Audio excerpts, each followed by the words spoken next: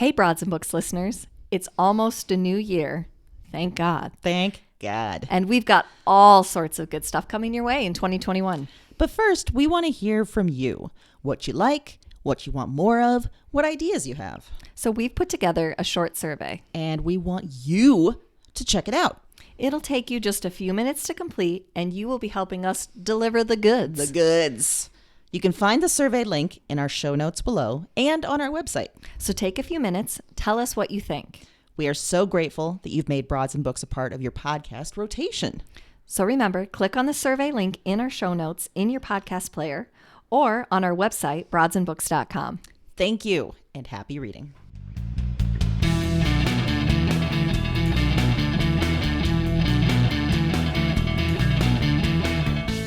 Hello, and welcome to Broads and Books. I'm Erin. And I'm Amy.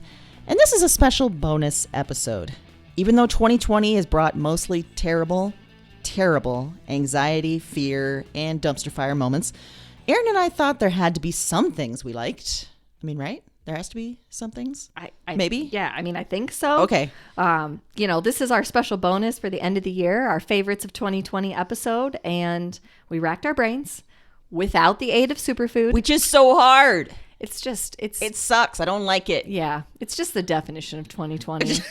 Having to work hard without help. Without acais. Yeah. Yes.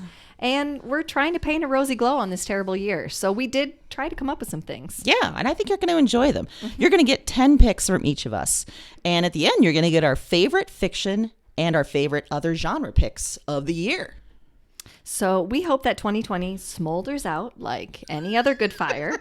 And we hope that our favorites give you something to ride into 2021. Just ride on in and just forget this dumpster trash fire of a year. Please do. You know, I was thinking about it as we were putting notes together for this episode. I kept thinking how last year we were like precious, naive children. We had so many things to choose from, so many good things. Yes. I mean, there were some terrible things for sure, but, you know, life was recognizable in many ways. Mm-hmm. And this year, in addition to pandemic, we had a land hurricane, Erin. Remember that? Yes. We had that. There were fires that devastated the coasts. Yeah. We had terrible leaders. Yeah. I mean, I will say that my list, it was a lot. It took me longer this year than last year. Exactly. Yeah. So I was like, what was good? I had to go through my calendar and be like, what did I do? Oh, yeah, we used to do things, first off. Yeah. You could go And so there were places. things to choose from. And also mine seem a little bit built around comfort this year. So Wasn't last year mostly food based? Yeah. Yeah. Well, I'm not going to lie and say there's not some food items, but I just remembered mine. There was a lot of vegan treats on there that I was listing. Even this year, they didn't give me much comfort. No, it's been a tough year. It's been a tough year. Well, what's your first one? Well, my first one is converting people to working from home. Because, listen, I've been in a great position for many years. I work virtually from home for my company, which is based in Chicago and London. And I've done it, like I said, many years. But in March, suddenly everyone was working from home. Everyone on my team, a lot of people out there that could work from home were doing it. And I know my team sort of struggled at first, like they were used to the commuting and the clothes. And that was sort of part of their productiveness and their business and everything. But as time passed, I see them warming to it. And I have to say, I told you so. Because I think you can be so much more productive, thoughtful when you're not wearing a bra.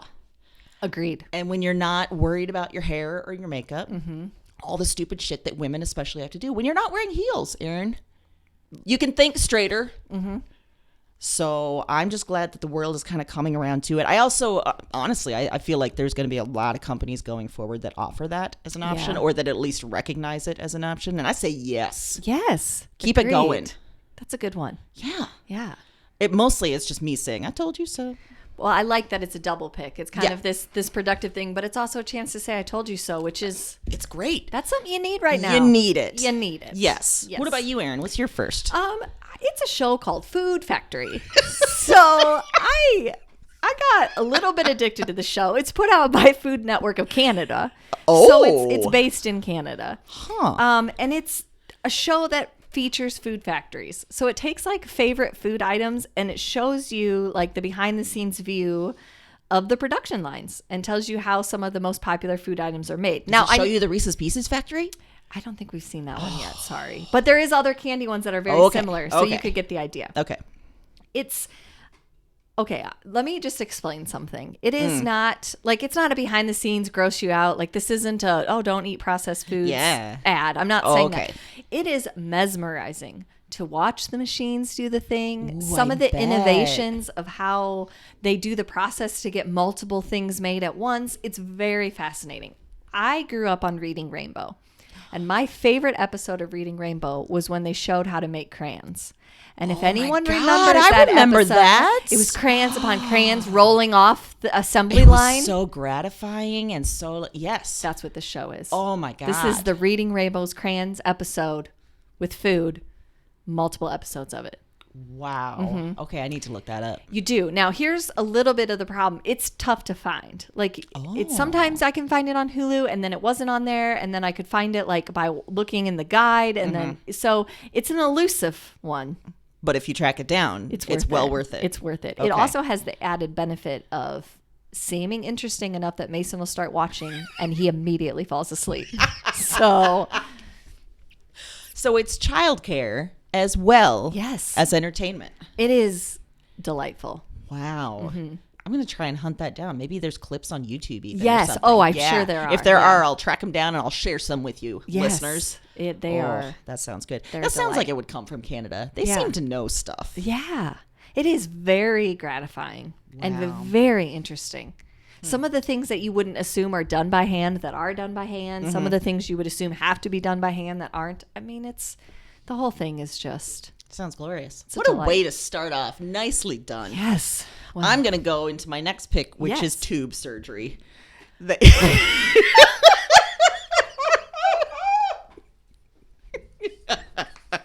I've gone on record here and in the podcast and elsewhere that I never wanted kids. And I just got so effing sick of birth control, of policies around our bodies. I said, let's get these tubes tied. But the best part is that I brought you along, Erin, to help me pre and post anesthesia, which has given us stories about one of the weirdest medical encounters ever that we have parlayed into much guffaws. So many guffaws. I mean, there were nurses asking me about my newly dead cat. That was uncomfortable. There was a nurse asking if you were recording the visit. Also uncomfortable. There was that weird heated seat that they made me sit in. Yes. Just heat right into my nether regions, which I didn't need. There was a lot. That was odd. Yes. There was a lot of talk about pudding cups that never materialized. From the surgeon. Yeah. And the anesthesiologist, too. Yes. Why were they so obsessed with pudding cups? And then there were essential oils trying to treat my nausea. And I said, no. That was not good. That was not good. That was not good. It was one of my favorite moments, but not good. Not good. So now I have some binder clips tying these tubes up, and we have a great story. Yes. So it was a lovely thing. Also that I got it done before lockdown. I mean, it was like one of the last days of February. Yeah. It was. So there you go. Tubes tied, clipped on up. Perfect. Well, this should shock no one that my second one's also TV related. Well, yeah. And it is HBO Max. I was skeptical. I'm going to be honest. I didn't even understand how it worked. I didn't know if I had it. You couldn't figure out how to get to it. I couldn't figure it out because I have Roku TV and there was some issues with the app. Yeah. And then there was supposedly a workaround and then there wasn't a workaround. And then I thought I had all the content and then I realized I didn't have all the content, which simultaneously made me angry and feel left out. Yes. And then what? Like a week ago. Yeah. Was it a week ago? Yeah. Roku got their shit together. Yes, they did. And they got the app. And I haven't stopped watching HBO Max since. Yeah. And I think I was no, you had seen the email, but I had said something like it was ready and your eyes lit up like I've never seen them light up. It was not even when talking about your family. No. Yeah. No, it was, the content is amazing. I admit that I was skeptical. I didn't understand what they were trying to do. But you know what, visionaries at HBO, good on you. You did produce a product that is entertaining. I've enjoyed everything I've watched on there. So many good things. I have yet to find one that I stopped or didn't like. And it just seems like there's more and more and more and more and more. It does. They keep adding stuff. Yes. Did you see that they added the Wonder Woman from our childhood? Yes. Yeah. I'm kind of wanting to go back and watch it, but at the same time, I want to preserve what I thought of as a child. That's the tough thing about going backwards. Yeah, I can see that. Good choice. It's a delight. It maxed out your HBO enjoyment. Yeah, I mean, it's the perfect title, HBO Max. You're right. We're getting it maxed. Also, I like that I am assuming that that's kind of a, Shakespearean under the chin FU to Cinemax. Oh my goodness, you're right. Mm-hmm. Yeah, like, oh yeah, remember that other Max that's not good? Yes. Look what we have. Wow. Mm-hmm. Yeah. Nicely done. Mm-hmm. Yeah, I agree. Mm-hmm. Well, my next one, I think we may have mentioned this last year too, but I'm going to go on record and say the library. Yes. I will say that our local Des Moines Public Library really stepped up in some shitty times this year. They did. It closed for a while when the pandemic first took hold, and do you remember like how dark that was, that we couldn't get anything from the library for a while? It was so weird. It was so weird. It was like darkness on top of darkness. I had books checked out from there that were due, but then they weren't due because you're just... So I had library books in my house for months that like weren't due, and that was feels weird. It was very weird. Well, but then they opened, again, they created a new drive-through for services. So we could go online, put items on hold, pick them up safely. And they've adapted even more now. There's online events, online like book chats, like all sorts of stuff. So their tenacity has helped us through a shitty year. Well, and I should point out that our local library did something that I could send an email to a specific email that said my child's age and what type, like if they liked picture books or chapter books or whatever. And then they call it a book bundle, and you go pick it up, and it's 10 books that they think that your child at their age level, like the 10 books that they would like right then. So Mason and I did that. He got a canvas tote bag full of 10 picture books that we didn't have the option to go in and find. Is incredible. Yeah. And he reread them. I mean, they were doing this, due back. Obviously, they're not for him to keep, but it was amazing. We found stuff that we wouldn't have found even if we had been able to search in the library. Wow. It was a delight. He loved it because it was like a new thing. They put crafts in there. Oh. It was just, I was like, you are doing next level work here. Yes. This is next level. Yes. And the fact that they, have tried to not only deliver their normal services, but do even more for us because we're struggling. It was amazing. I really appreciated that this year. I did too. Okay, well, my next one, this is kind of an odd one. Oh. And I want to, preface by saying that I actually bought this in May, and it's called a walking pad. That feels like forever ago. I know, that you right? got that. So to be clear, this is not a treadmill. It sounds like a treadmill, but it's called a walking pad. It's small. Mm-hmm. It's portable. It like kind of folds up. You could like put it under your bed. It's a little bit heavy, so I don't know that I would want to do that every day. Mm-hmm. But I got it because I, have terrible allergies. So sometimes outside, especially in spring and fall, it's very difficult for me. Also, we live in Iowa, and I'm fair weather. Let's be fair. It's cold. It's cold. It's hot. It's muggy. It's gross. It's sticky. It's mosquito-y. There's it's like whatever. maybe 25 good days a year. Yes. Yeah. And so it wasn't always possible for me to finish my stress cycle. And one of the books that we talked about this year, Burnout, that's an important part. Yeah. Finishing that stress cycle. Yeah. So it wasn't about, getting some sort of miles or markers or anything like that. Right. It was about having some time to myself, walking, whether I listened to a podcast, I watched a TV show, I could walk at whatever pace I felt that day, slow, fast, whatever. And I could do it in my house, and I could do it while the kids are busy. And it was fantastic. It was a stress reliever. It continues to be a stress reliever. It's helped my kids get their PE time when they were home during school. It was magical. First off, I love the image of you just saying like, walk it out to the kids and them having to actually walk it out. Have to do it, yeah. But I know there's many times you've mentioned just how powerful that's been so that you don't have to go to the shower and cry to complete your stress cycle. Exactly. You have another way of doing it. I have another option. So it's called the Go Plus 2-in-1 folding treadmill. Okay, I know it has treadmill in the name. It's not really. Okay. Yeah. Because technically, they also advertise it like you could put it under your desk, like those crazy people that walk and work. No, don't do that. I didn't do that, so don't worry about that. Yeah. But it's excellent. Oh, I remembered when you had first brought it up that I was thinking about getting it, and then I completely forgot. I might have to buy myself a New Year's present. It is. Yeah, it's great. Wow. And it doesn't take up too much room. Yeah. And it's not that loud. So, and you can, if you got to that point, if you wanted to jog or run on it, you can. There's 2 levels. I think there's one that's much smaller that is solely for walking. And then I had gotten just the next level up, which wasn't very much more expensive. And fantastic. It was great. Wow. Excellent. Well, my next pick is my porch. Oh, I should have put that on here. Listen, I bought this house a few years ago. I loved the wraparound porch at the time, but this year it became critical because as the weather started warming up just a tiny little bit, it was like, this is a safe place that we can gather with friends. We don't have to do Zoom meetings anymore with friends. Yes. It's a perfect place to hang out. Yes. A safer way. It's a way to stay connected in this shitty year. So I know that this is not something that you yourself can click on and buy, but I just got to say that was one of my favorite things this year. Hey, I think it should be. It was a lifesaver in some ways. I think it's about like we had to get creative this year in order to maintain some of our relationships, in order to, just feel like a normal human being in some ways. Yeah. And my porch was there for me. Now, my porch also housed some feral cats, but that's not why I'm, listing it in this particular situation. Right.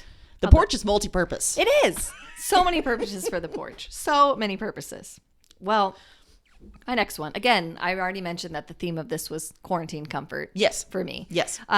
I don't. Are you familiar with logic puzzles? Yes. Okay. Oh my God, I love logic puzzles. So do I. I've always loved that. I can remember. The class and the grade and the teacher. I can see it right now. The first time I got introduced to logic puzzles. Oh my God. And it was like a time killer activity in science or something. If you're not familiar with logic puzzles, it's like a set of clues and there's a grid and you're trying to match everybody up. Like maybe you're matching all the pets to their owners. So it'll be clues like, pet owner Sam is allergic to cats. So then you're like, okay, well, he can't own the cats or this person. So you narrow it down by inferring things with the clues. Okay. So I remember getting those. I've always loved them. I buy little magazines of them and do them. But what I found during quarantine is a murder mystery logic puzzle. It's progressive. It's called Montauk Island Mysteries and Other Puzzles. So you are solving a murder as you go through the logic puzzles and you're getting different clues and steps. So again, it's progressive. So it's like logic with a point. I get to solve a murder and do a logic puzzle. I couldn't think of anything that's more made for me. It feels like it was made for you. And it is satisfying and it is gratifying. And I loved every second of it. And you're still exercising your brain? Yes. Yes. It felt very... I couldn't think of a word, so that didn't really help. That didn't really help prove my point that my brain got stronger. The logic puzzles is you don't have to come up with words. You're just working with the information that you have, and then you have to reason and put it together. Yeah. Oh, that's wonderful. It should not surprise me that you love logic puzzles. I should have known. Yeah. So great. They are so gratifying because it's like everything is here. If I can just figure it out, it's all here. Yep. Yes. And it kind of, you have to think in a different way. So it was a great, kind of time killer, but also felt engaging. Like you were using a muscle that was starting to get kind of mushy from all the TV and, what a great being trapped idea. inside. Yeah. So is that a book or is it a site or what is it? It was a book. Okay. I got it from Amazon. It was like binding, like a binder almost. Okay. Yeah. And it was progressive, the puzzles or whatever. I mean, it was like $7. Oh, man, I'm getting that. Okay. Yeah, it was excellent. Terrific. Wow. Well, my next on the list is our author conversations. Oh, my gosh. I was going to do that. Were you? I did, but then I didn't. Here's the thing. Like last year at this time, we had just started talking to a few authors for a bonus series. And this year we talked to a ton of them because we're all quarantined and a lot of them had extra time. We had extra time. And because of the increasing reliance on Zoom, we were able to talk like face to face. It felt so cool. And it was really nice to be able to see the authors, to see their offices and their bookshelves. It was such a joy to just spend an hour on a weekday and talk about books and pop culture with these really smart people and really cool people too. And especially because, earlier this year we had thought we were going to go to the book festival. We thought we had all these plans. And so when those got canceled, stepping up this author series and being able to talk to, it felt like a really nice, fill in. Yeah. I was going to put it on there too for all those reasons. It was terrific, but also because I got so many book recommendations from those interviews. We would be just so many. After I would get off, I would go on these like blackout, like I got to find all these books that they mentioned because they would have some great picks that I had never heard of. Yeah, and they were wonderful. There was so much reading I did this year because of those author conversations, and that was a huge, very cool thing that I don't think I necessarily would have found some of those texts without those conversations. Mm-hmm. That was a good one. Just looking at their faces, just talking to them face to face. Yeah, making friends. So many friends. Andrea Lawler admitted when we said that we were best friends. Andrea said, "Yeah, we are." That felt very gratifying. It felt wonderful. Mm-hmm. Like if we could live in that moment for a while instead of the rest of this year. Yeah. I just went back there, actually. Yeah, right? Yeah. It felt really good. It did. So good. Well, mine's like, this next one is a little less, I don't know, mentally engaging. Oh, okay. As those things. But it's a necessity. Sure. People are not going to understand until I explain why this is a necessity. But I put Kiss real short fake nails on my list because I have a problem, and quarantine did not help. I am a nail biter, and by nails I also mean all the skin around my nails, and it gets gross. It's so bad. Yeah. And in a time when we're not supposed to be touching our face or touching, washing and our hands, we're chewing our hands. Oh, so much. So nasty. The tipping point for me was then I realized that my 6-year-old has picked up this habit, but he is literally peeling all the skin off of his fingertip. It is horrifying. And I was like, this is it. I have to do something. But one, even pre this, I don't like going to a nail place. No. 2, I'm not going now. So what do? I've got these super short nails that hurt. I don't know how to break this habit. I need to cover them up. Mm-hmm. So I turned to fake nails, and I thought, this is going to be bad because the last time I wore fake nails, I was like going to prom as a 16-year-old. Okay, so it's been a while. Yeah. And I was like, what do I do with this? Like, I don't know. They're going to look really bad. Where do my hands go? Yeah. And I thought these are going to be terrible. It's going to look terrible, but it's a necessity. I just have to bite the bullet and do it. Well, again, Kiss brand. And they're called real short. So the length is really short. Excellent. Which is right up my alley. Yeah. And if you push them down further on your cuticle, then they barely show above your finger. Okay. They were so easy to apply.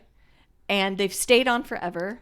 And it solved the problem. I'm not biting my fingers or my nails right now. Really? So it just has, like, because somehow it's almost impossible. It's like somehow it doesn't work the same. So it's not the same gratification you were getting from biting your nails or your skin. Yes, and I'll get a hangnail, but it's harder for some reason to get at it. I don't know.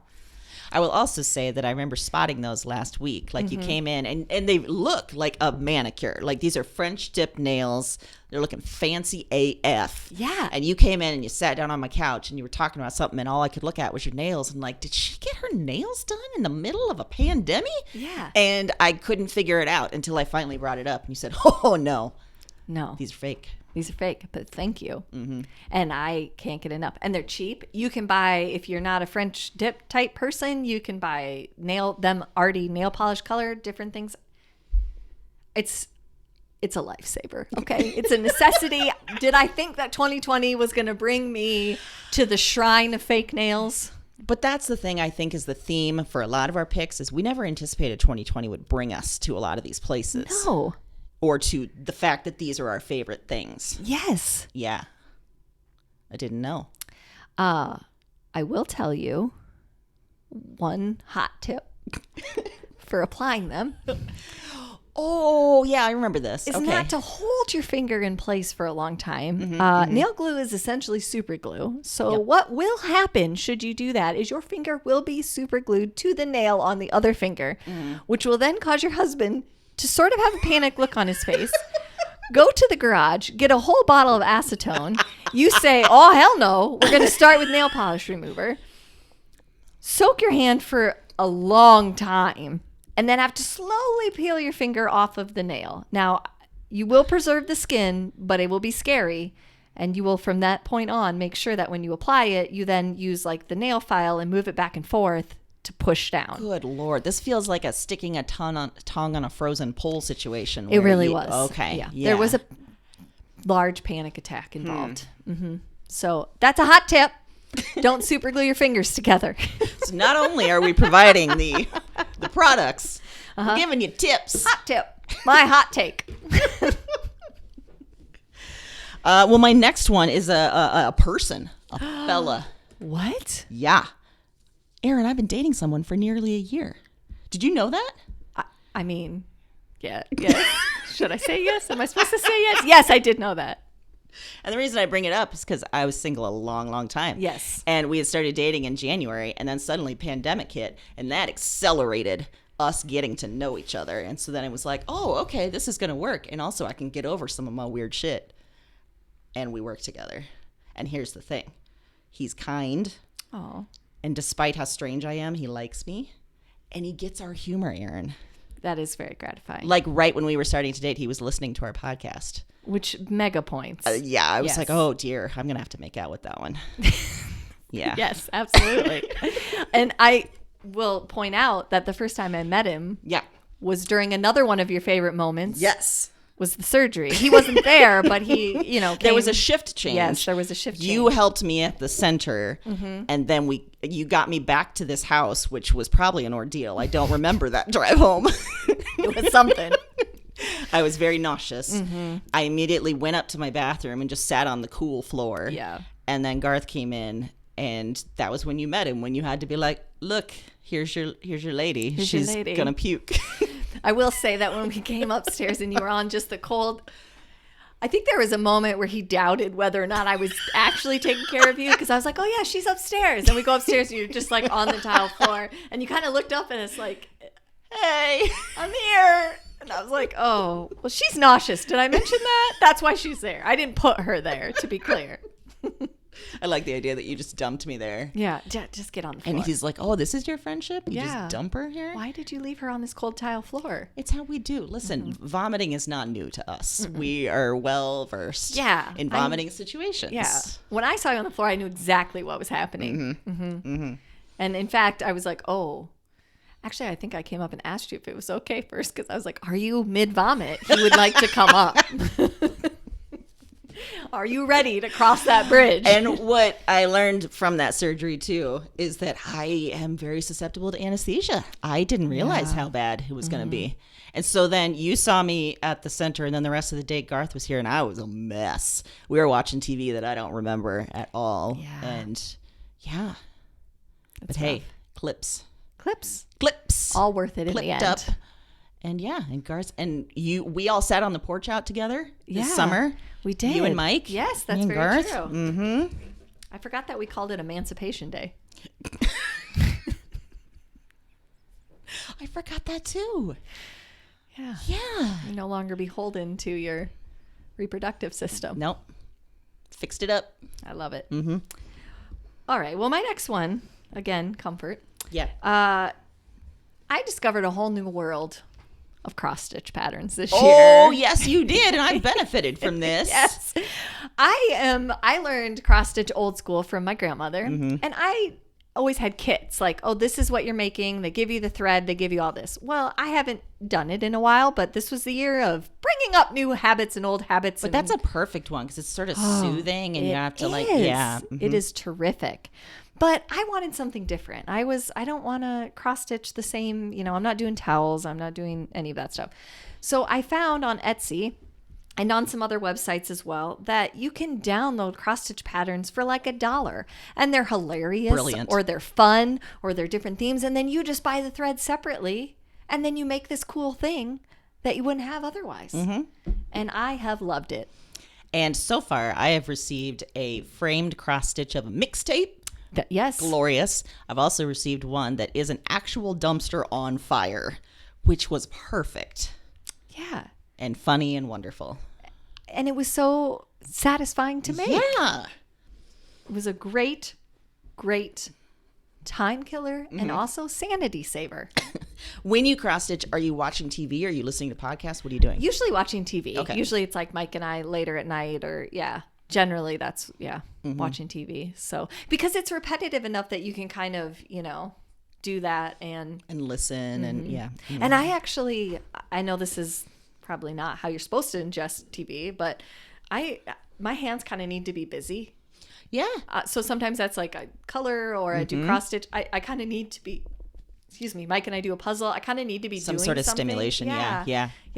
So. I know, our friend Haley, she's a wonderful knitter, and she says kind of the same thing, that when she's watching TV, it's a perfect time to knit because it helps keep her hands busy and pay attention in a way. Yes, that's what it is. It's almost like it keeps my brain from wandering to other things that either I feel like I should be doing, or things thinking about tomorrow. I can more just focus in and enjoy the show. And, at the end I have a dumpster on fire, and it's great. And it was glorious. It's great. Well, my next pick is Podcats. You knew we had to get there, Erin. That's a good one. Yeah. We started 2020 with Fiona the Murderous Podcat.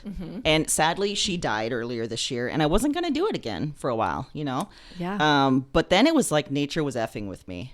Because nature had it in for you, let's be honest. Yeah, because as you know, that porch that I mentioned, as soon as the weather started to turn, suddenly there were feral cats everywhere. And they were just hanging out on my porch, hanging out on my furniture, and, not tearing too much up. But there was evidence of fight clubs and sex clubs. So, there was that.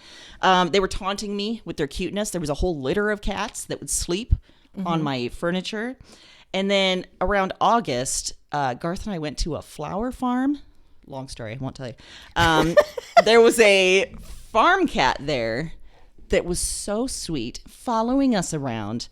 And what's hilarious is, I obviously liked it, but Garth liked it more because the next day he went out and got a cat. I forgot about that. Yeah. That's right. Garth got a cat too. Oh my gosh. So, Garth getting a cat, all these cats on my porch. I went to Animal Rescue League and I got 2 senior ladies. You did. With some massive girth. They were named great. them Thelma and Louise, and that was a lot of cat. That was plenty of cat. That was a lot of cat. But then nature effed with me once more. Yep. By that litter disappearing, that litter of kittens. Gone one day.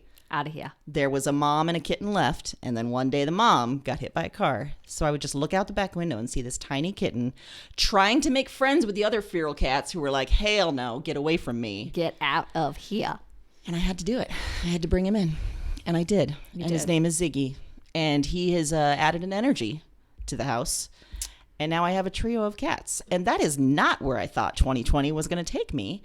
And one of the funniest things that happened after that is I was sort of embarrassed to admit that I brought this cat in and that my heart is that bleeding of a heart. And when I texted Garth about it, I was like, here's what I had to do it. I gave like all the evidence. Like, here's, like why I made this decision. He's like, of course I get it. And he's like, are you going to stop at 3? Is that? And I was like, yeah, that was a wonderful way to say it. First off, very nice. That was nice. Yeah. But also like hinting like, you may want to stop at 3. I was like, yeah, I had no plans. No, to I wasn't bring going in to get 3. this the third one. No. And when I told my family the story, Zach's immediate reaction before I even got done telling the Ziggy's origin story was, she brought the cat in, right? That cat's inside, right? Like he went into sheer like, please tell me that cat is inside, because I think otherwise he was coming here to get the cat. Yeah. So. But which also made me laugh, because then it's like you and I felt like we had to justify this whole situation, whereas he, maybe because he's a guy, I don't know. He was just like, well, this is clear cut. Yeah. You got to bring the cat in. She did the right thing. That is exactly what you needed to do. So yeah, now, I want to thank you for not being pissed at me that I brought 3 sources of potential death into the house. Potential death. Thank you for still coming to the studio with all this fur and dander. Hey, it's so hard for me because I actually love cats too. I know and you do.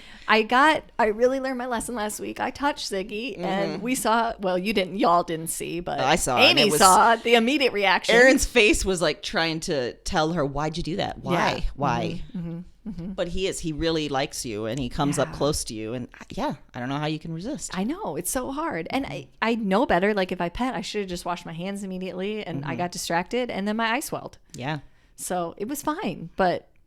And when I first brought Thelma and Louise home, Louise came up to you and you said, I'm going to have to do it. I'm going to have to pet her. And you did. I did. And you're like, she's so soft.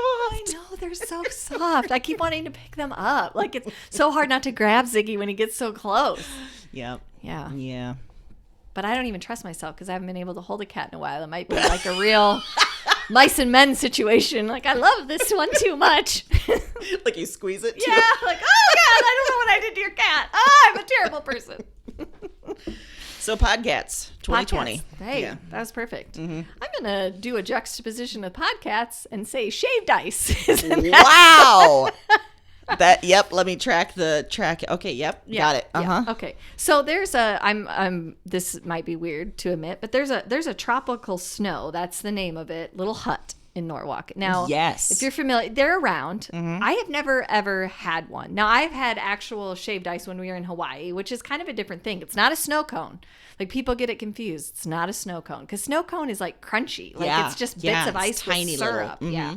And in Hawaii, it's this whole other thing. Like, it's almost like it's a whole other dessert almost. So I had never been to tropical snow, but there's one in Norwalk. And as I'm getting older, I'm trying to be kinder and recognize more in my body. And one of those things is that my tum-tum does not like ice cream. Your tum-tum rebels. No, but my kids love it. It's like one of their favorite things to do. And of course, in the town that we live, it's small, so we can ride our bikes a lot of places. They like to ride and get ice cream, but we can't do that. Yeah. Well, across the street is this tropical snow, and they were hooked. We could go. They had little, like, socially distanced park benches out during the summer. It's fantastic. You go, get your shaved ice, you eat it, you go home. They have more flavors than you could ever come up with, more combinations. The kids think it's great. It doesn't hurt my tummy. It's wonderful. It's a win-win. It's right across the street from the ice cream place. So they can get ice cream and I can get that. That's wonderful. Everybody wins. Everybody wins. But it was also a way to get out of the house, like to either walk or even if we drove or whatever, to go there. You're outside for a little bit. It was something different. You felt like, you saw other people, even though, it was from a safe distance. Yeah. And you could eat it and go home and feel like you did something. It's fantastic. So it was a great spring, summer thing, and I can't wait for it to come back. I was going to say, so it's only open in the spring. Yeah, okay. it opened. Now there's a big sign on it that says it opens May 1st. Oh, so, yeah. Okay. We'll be counting down. I mean, that's something to look forward to in It is. 2021. Right? Yeah. May the whole 1st. world could look different by then. We'll be there. As I was putting this together, I kept thinking, like, this was a total shit year. But at the same time, it was weird because I had a pretty good year, like, personally, professionally. And so my last one is I got a book deal. And that was pretty, that's one of my favorite things from this year. As it should be. Yeah. I think we've mentioned it before, but a small indie press, Atelier 26 Books, bought my story collection. And it's coming out next year.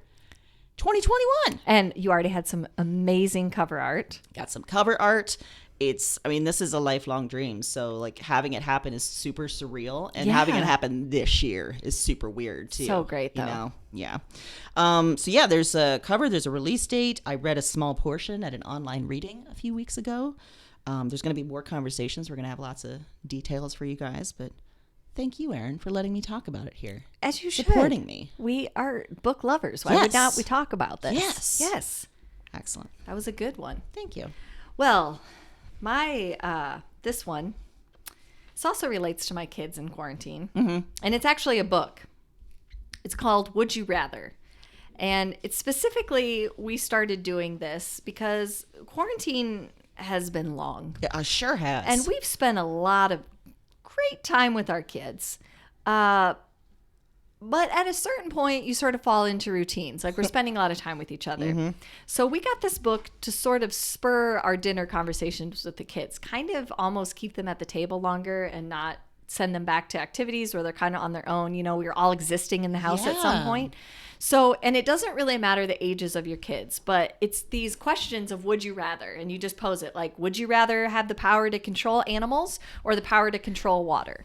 And then you discuss. And with the ages of our kids, because there's a wide range, you get some different answers. Oh, man. But it gives you some great insights into how both of them think. We've also done it with Charlie, our granddaughter. I mean, some of the questions have rolled over into dinners with our older kids. So we've enjoyed it. It's funny. There's stuff that Mike answers that I would never have guessed. Wow. But we've noticed that, it keeps them at the table a little bit longer. They're more engaged. We're not having fights about how much you have to eat and when you can go back to your room or anything like that. And And some of them are super silly and some of them are more serious. You know, like, would you rather have to dance every time you hear music or sing the whole song every time you hear it, a little bit of it? And the way that their minds go and how they think about it, it's been terrific. So we do just a couple and it's been a lifesaver and I've enjoyed it so much. That's awesome. And such a simple thing that, you know, I think this year the stress on you working parents has been just unprecedented. But at the same time, there's like pressure that people are putting on themselves to make the perfect lesson plan and the perfect activities. Yeah. And that's just a simple, like, wonderful way to connect with your family and not go mad. Exactly. Yeah. I mean, and when we sit down now, Mason will start eating and then he says, the book? You gonna get the book? Like, and you know, it's just a different way for his mind to think too. Yeah, I think it's been great. And we'll probably try to keep that up in some form. I'm sure obviously at some point we'll run out of that book, but we'll try and find things that are similar. And that's fantastic. Yeah, it's been great. There's a movie journalist, Josh Horowitz, who does a series on YouTube, and it's just like 10-minute clips with certain celebrities. And one of the sections of it is Would You Rather? And it's always like weird ones, but he always asks the same one, which is, would you rather have a mouthful of bees or a bee in your butt?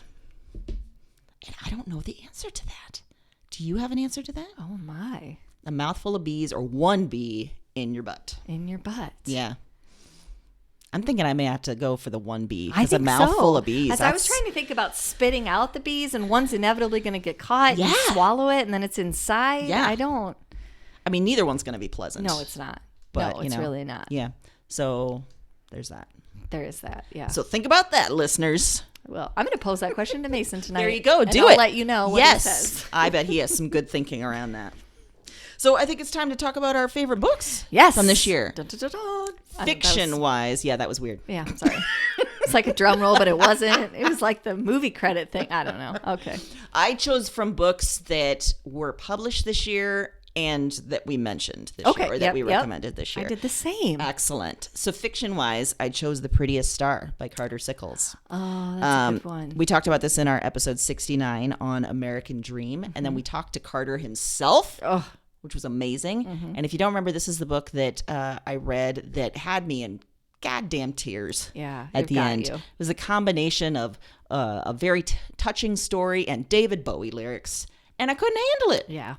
And I will also say I lent it to Eric, our friend Eric, and he said when he finished it, he was like, yeah, it was really sad, but it was the Bowie lyrics that got you, wasn't it? And I was like, yes, it was. It was. It was the combination. Yes. It's a great book. That's highly recommend it. It's getting some great awards from this year. Good. Yeah.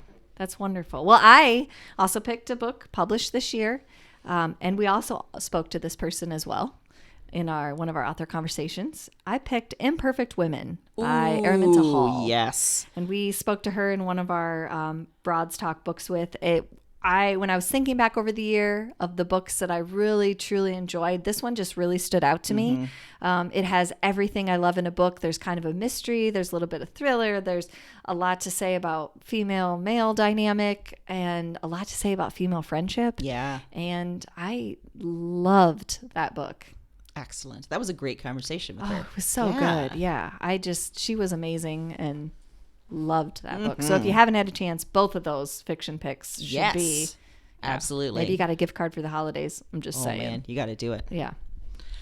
For other genre pick, I chose Tomboyland by Melissa Falaveno. Yes. And we talked about that in our episode number 76, Common People. And I think I mentioned that it's an essay collection, which I typically don't read those, but it was just this intoxicating mix of Midwest thinking, digging deep into like what it means to be a woman in the Midwest, what it means to be a queer woman in the Midwest.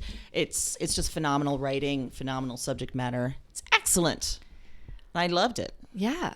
Tore through it. You did. And then I had to buy it. It was one of those that I got from the library and then I had to buy it. And then you have to buy it. Yep. Yes. Mm-hmm. Well, I picked one, my other genre pick this time, I felt like really encapsulated everything I felt about this year. That there's a sense of humor. There was a lot of deep introspection.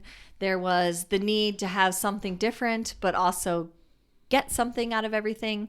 And to me, the book that summed that up was Solutions and Other Problems by Allie Brosh. I have waited for so long after her first book for this one to come out, and it delivered in a huge way. It's hilarious, it's funny, but it's also touching and really interesting thoughts about depression and family relationships and long-term relationships at the same time that you're laughing hysterically at these drawings and the situations that she gets put in. And that's a book that I got and I read the exact same day that it came in the mail, and I didn't stop until it was finished. And fantastic. It was great. Yes. Excellent. Yeah. Man, I mean, I think we found some stuff to be happy over for Right? 2020, which feels weird to say. It does. It feels a little off. Yeah. But hopefully, maybe some of our listeners can take some of these things. Absolutely. And start your 2021 out right. Start it off right. That's what we're doing. Yes. I think we're all cautious. I think we all need to step into this year. Let's not all be claiming this is going to be the best year ever. No. Keep those expectations low. Keep it low. Keep doing the things you're doing. Keep being safe. Yes. And in that way, maybe we'll have a better year. I think so. Yeah. Yeah. And in the meantime, happy reading.